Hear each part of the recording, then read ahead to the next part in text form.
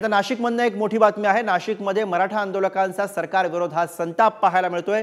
आरक्षणाबाबत सरकारने दिलासा दिलेला नाही, जे मागितलं नाही ते सरकारने दिलं असं या ठिकाणी आंदोलकांनी म्हटलेलं आहे। सगळे सोयऱ्यांबाबत सरकारने निर्णय घेतला नाही असं सुद्धा आंदोलकांनी म्हटलंय। लोकसभा निवडणुकीच्या पार्श्वभूमीवरती गाजर दाखवलं गेलं असा आरोप सुद्धा या आंदोलकांनी केलाय। मराठा समाज आंदोलकांचा सरकारवरती हा आरोप पाहायला मिळतोय। तर नाशिकमध्ये मराठा आंदोलकांचा सरकार विरोधात संताप। मराठा आंदोलकांशी संवाद साधला आमचे प्रतिनिधी किरण टाचणे यांनी। बघूया जो कायद्याचा निर्णय घेण्यात आला, किती तुम्हाला दिलासादायक वाटतो? नाही, मुळात दिलासा नाहीच आहे, म्हणजे नाराजीच आहे। आणि जे मागितलंच नव्हतं आम्ही ते दिलेलं आहे सरकारने।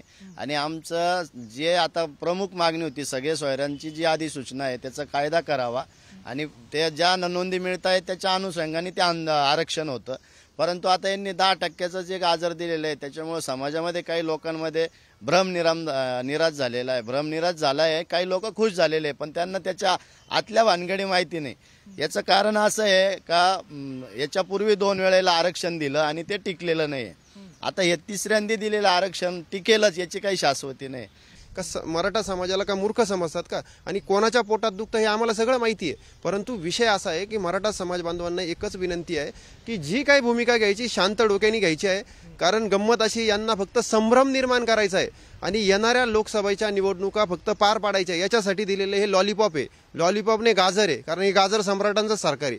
आणि दुसरी गोष्ट याच्यामध्ये ही आहे की हे जे आरक्षण दिलं हे केंद्रामध्ये चालणार नाही म्हणजे नाही, हे फक्त राज्याचं आरक्षण आहे।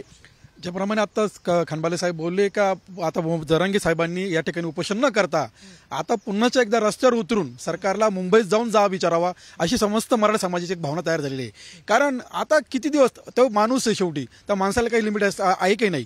कारण आता एक नेता चांगला मिळालेला आहे का जो अराजकीय नेता आहे, समाजाला एक मिळालेला आहे आणि त्यांचे विजन इतकं क्लिअर आहेत, मी फक्त समाजाकरता जे काम करणार आहे असा माणसाला समाजाला आता गमवायचं नाहीये।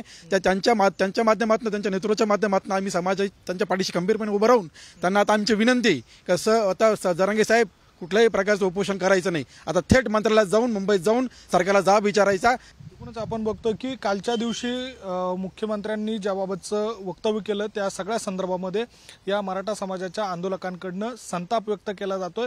मनोज जरांगे पाटील यांच्या बैठकीनंतर काय नेमका निर्णय होतो याकडे या सगळ्यांचं लक्ष लागून आहे। त्यामुळे एकूणच पुढील काळामध्ये आंदोलनाच्या दृष्टीनं मनोज जरांगे पाटील यांनी उपोषण न करता थेट मुंबईत जावं अशा स्वरूपाची मागणी देखील या आंदोलकांकडनं केली जाते। व्हिडिओ जर्नलिस्ट जयेश साबळेसह किरण ताजने, पुढारी न्यूज, नाशिक।